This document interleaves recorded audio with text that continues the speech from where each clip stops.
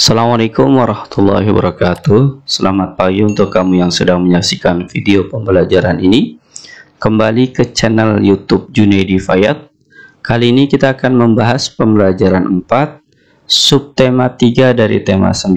Adapun materi-materi yang akan kita bahas pada video pembelajaran ini, seperti yang kita lihat di layar, terdiri dari 3 materi.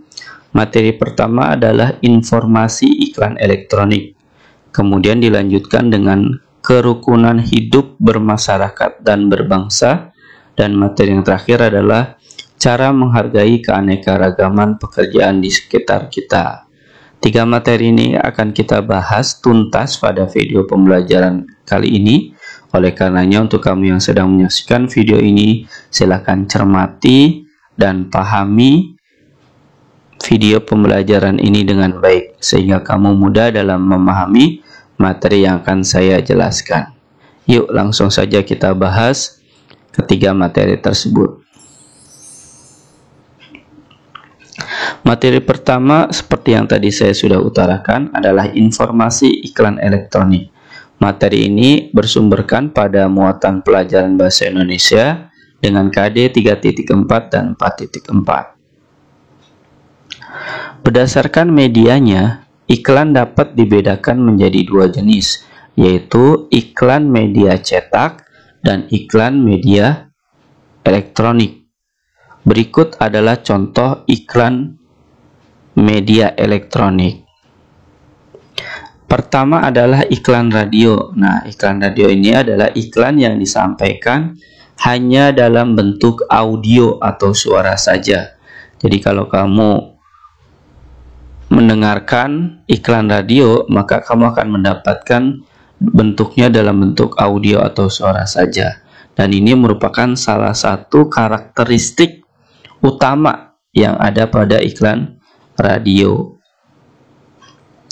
Kemudian selain iklan radio, media elektronik lainnya, iklan dalam bentuknya adalah iklan televisi. Nah, beda dengan iklan radio, iklan televisi itu disampaikan dalam bentuk suara, gambar, dan gerak. Nah, jadi ada 3 ya. Beda hal dengan radio. Kalau radio hanya suara saja, tapi di televisi ini ada 3. Ada suara, gambar, dan gerak. Kemudian yang terakhir adalah iklan media digital interaktif atau internet. Nah, iklan ini biasanya muncul dalam bentuk video ataupun banner animasi pada beberapa bagian halaman website atau blog ataupun YouTube. Jadi secara umum iklan media elektronik itu terbagi menjadi 3. Yang pertama adalah iklan radio, iklan televisi, dan yang terakhir adalah iklan media digital interaktif atau internet. Kemudian kita lanjutkan ke materi yang kedua, yaitu kerukunan hidup bermasyarakat dan berbangsa. Materi ini bersumberkan pada muatan PPKN dengan KD 3.4 dan 4.4. Bangsa Indonesia terdiri dari berbagai agama, suku, budaya, adat istiadat, tetapi sebagai warga masyarakat sekaligus warga negara harus hidup rukun. Dengan hidup rukun, maka persatuan dan kesatuan bangsa akan terwujud. Dan inilah pentingnya bahwa kita ketika berada di lingkungan masyarakat, dengan berbagai macam perbedaan yang ada, kita harus selalu hidupnya rukun antar satu dengan yang lainnya. Berikut beberapa upaya yang dilakukan pemimpin bangsa dalam membina persatuan dan kesatuan bermasyarakat dan berbangsa. Yang pertama adalah mewajibkan penggunaan bahasa Indonesia yang baik dan benar di setiap acara resmi dimanapun berada. Jadi semua pemimpin bangsa Indonesia dimanapun dia berada dan dalam acara apapun, mereka akan menggunakan bahasa Indonesia dengan baik dan benar. Kemudian yang kedua adalah mengadakan festival budaya. Nah, festival budaya ini dalam rangka untuk mengenalkan dan mencintai produk budaya yang dimiliki oleh bangsa Indonesia. Jadi selain festival budaya ini juga memperkenalkan kepada generasi-generasi muda tentang macam-macam budaya yang ada di Indonesia. Ketiga adalah menjalankan pemerintahan secara adil dan terbuka. Jadi pemerintahan yang mereka jalankan dilakukan secara adil dalam hal hukum, dalam hal apapun juga mereka mencoba untuk berbuat adil dan terbuka. Terbuka itu berarti transparan, bisa diakses oleh warga masyarakatnya.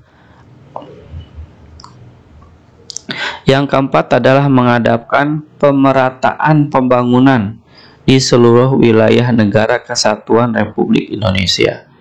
Jadi pembangunan yang dilakukan di Indonesia itu pada dasarnya dilakukan secara merata dari Sabang sampai Merauke. Jadi bukan hanya terpusat kepada satu pulau saja, melainkan kepada semua pulau yang ada di Indonesia, termasuk pulau-pulau besar di dalamnya seperti Sumatera, Kalimantan, Jawa, Sulawesi, Papua, dan lain-lain.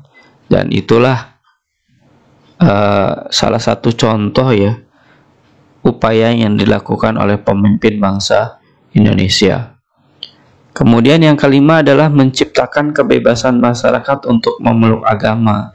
Jadi kebebasan memeluk agama yang dilakukan oleh masyarakat Indonesia itu dilakukan secara bebas.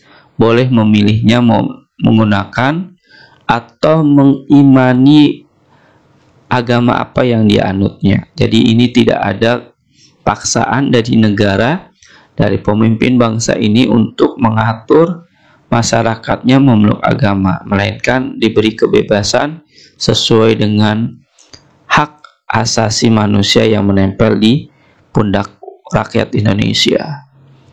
Yang keenam adalah membina sikap saling menghormati dan menghargai antar pemeluk agama. Jadi pemeluk agama yang berbeda, agama, suku, budaya, dan lain-lain termasuk di dalamnya, mereka saling menghormati dan menjaga sikap untuk tidak terjadi perpecahan, tidak terjadi yang namanya perselisihan antara satu dengan yang lainnya. Makanya menggunakan sikap saling menghormati dan menghargai. 6 hal ini adalah salah satu upaya ya dari sekian banyak upaya yang dilakukan pemimpin bangsa Indonesia untuk membina persatuan dan kesatuan bermasyarakat dan berbangsa.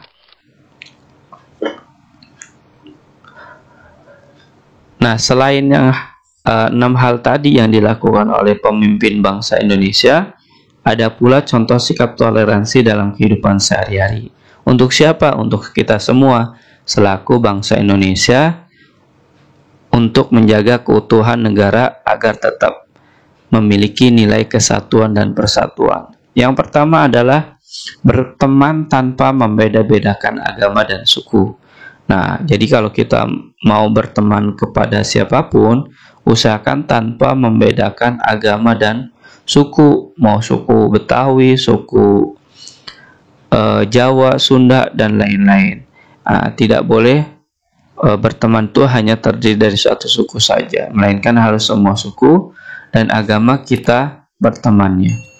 Kemudian yang kedua adalah memberi kesempatan kepada teman yang berbeda agama melakukan ibadah. Jadi ketika ada teman beribadah atau mau melakukan ibadahnya sesuai dengan keyakinannya, maka kita selaku temannya memberikan kesempatan kepada mereka untuk beribadah terlebih dahulu ketika sedang bermain atau melakukan permainan.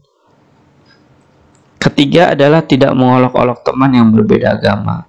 Apapun agamanya, selama kita masih meyakini itu agama yang benar dan diakui oleh negara kita, maka kita tidak boleh mengolok-olok, mencela, mencaci, ataupun mengejek kepada teman yang berbeda agama. Karena pada prinsipnya negara ini, negara bangsa Indonesia adalah negara yang mengakui 6 agama yang berada di negara kita. Karena ketika kita mengolok-olok, ini akan muncul yang namanya perselisihan antara satu agama dengan agama yang lainnya. Yang keempat adalah tidak memaksakan agama dan keyakinan kepada orang lain. Jadi kalau kita berteman, bertetangga, ataupun mengenal setiap orang, mengenal seseorang, maka kita tidak boleh memaksakan agama yang kita miliki kepada orang tersebut, keyakinan yang kita miliki kepada orang lain, dalam bentuk pengaruh, dalam bentuk sikap hidup pun kita tidak diperbolehkan, karena itu adalah bagian dari pemaksaan agama yang kita miliki, kita yakini kepada orang lain. Melainkan biarkan saja mereka, teman kita atau tetangga kita, mengimani dengan agama yang dia yakini. Kelima adalah menolong teman dan tetangga yang terkena musibah. Jadi sikap ini adalah sikap yang benar-benar toleran, yang bisa dibuktikan langsung. Ketika ada teman tetangga kita yang terkena musibah, maka hal yang kita lakukan adalah dengan cara bergotong royong mengumpulkan sebagian rezeki yang kita miliki kepada mereka yang terkena musibah, apalagi terlebih tetangga kita yang terkena musibah. Maka kita wajib untuk menolongnya dalam bentuk dana maupun dalam bentuk support, dukungan kepada mereka. Yang keenam, menyayangi teman tanpa memandang perbedaan agama dan suku. Jadi kalau kita sayang kepada teman kita, maka kita tidak boleh melihat agama dan sukunya, melainkan kita melihat bahwasanya ketika dia berbuat baik kepada kita, mau berteman kepada kita dengan apa adanya, maka kita harus menyayangi mereka pula sebagaimana mereka menyayangi kita. 6 hal ini ketika kita melaksanakan, kita mau mengamalkan dalam kehidupan sehari-hari, maka akan tercipta hidup rukun yang ada di lingkungan masyarakat dan negara kita. Kemudian kita lanjutkan ke materi yang ketiga, yaitu cara menghargai keanekaragaman pekerjaan di sekitar kita. Materi ini adalah materi yang bersumberkan kepada muatan ilmu pengetahuan sosial dengan KD 3.3 dan 4.3. Keanekaragaman yang banyak di lingkungan sekitar kita, terkhusus pada masyarakat Indonesia, maka menuntut kita untuk menghargai dan menghormati keanekaragaman tersebut. Adapun cara menghargai dan menghormati keanekaragaman pekerjaan di sekitar kita adalah sebagai berikut. Yang pertama adalah tidak mencela dan merendahkan mata pencaharian orang lain. Karena mata pencaharian orang lain itu adalah bagian dia untuk memenuhi kebutuhan hidupnya dan keluarganya. Maka tidak boleh sekali-kali kita untuk mencelaknya, merendahkannya, mencacinya, karena dia berbuat itu untuk memenuhi kebutuhan hidupnya. Mau dia profesinya sebagai pemungut sampah, kemudian pemulung, apapun dia pekerjaannya, itu adalah bagian dia untuk memenuhi kebutuhan hidupnya dan keluarganya. Yang kedua adalah menghormati orang yang sedang bekerja. Jadi kalau ada yang sedang bekerja, misalkan ada yang menyapu jalanan, kita mau melewati jalan tersebut, maka kita ucapkan permisi terlebih dahulu. Atau ketika kita mau memasuki gerbang sekolah, nah misalkan ya, kan biasanya di gerbang sekolah ada penjaga sekolah atau ada security, maka kita mengucapkan permisi Pak, atau menyapa beliau yang sedang menjaga gerbang sekolah. Ini bagian dari cara kita untuk menghormati orang yang sedang bekerja. Kita lanjut ke poin yang ketiga, yaitu menghargai pekerjaan orang lain. Apapun pekerjaan orang lain harus tetap kita hargai. Jangan pernah membeda-bedakan orang hanya berdasarkan pekerjaan saja.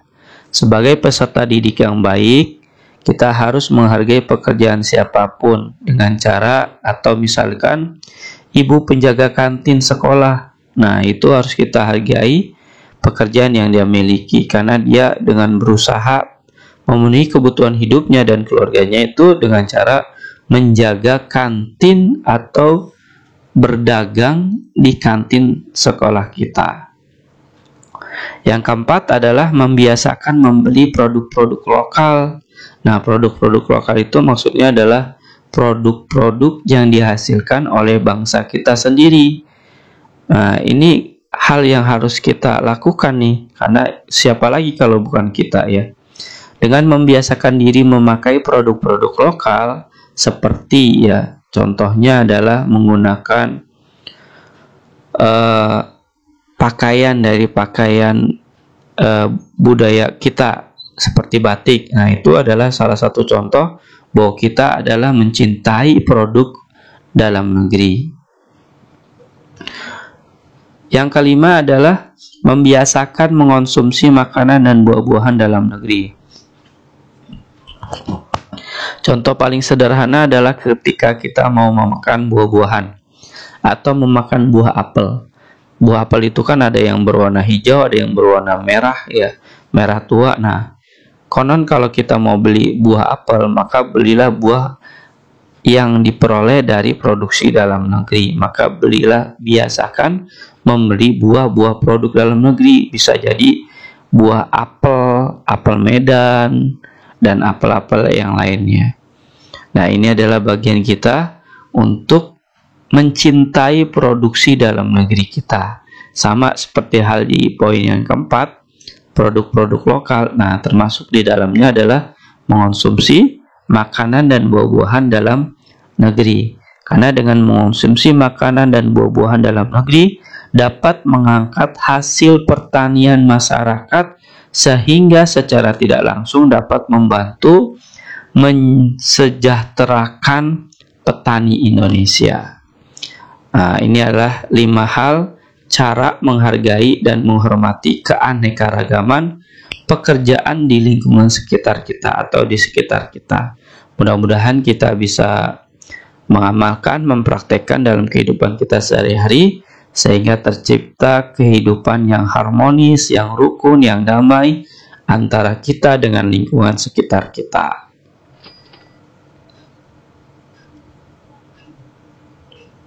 Setelah kamu menyaksikan video pembelajaran tadi, dari materi yang pertama hingga materi yang ketiga, silakan untuk menguji kepemahaman kamu terhadap materi tersebut. Jawablah soal-soal latihan berikut, di mana soal ini terdiri dari 4 soal, dan jawablah sesuai dengan jawaban yang diinginkan dari soal latihan ini, yaitu dengan memberikan jawaban soal yang tepat dan benar. Jawablah sesuai dengan kemampuan kamu sendiri tanpa harus meminta dan menerima bantuan dari orang lain. Jika kamu kesulitan dalam mencari jawabannya, silakan menyaksikan ulang video pembelajaran ini dari awal hingga akhir. Mudah-mudahan dengan cara tersebut kamu dapat menemukan jawaban-jawaban yang kamu inginkan. Demikianlah pembelajaran kita pada pembelajaran 4, subtema 3 dari tema 9. Terima kasih telah menyaksikan video ini. Semoga dapat menambah wawasan dan ilmu pengetahuan kamu tentang materi yang saya sudah jelaskan. Wassalamualaikum warahmatullahi wabarakatuh.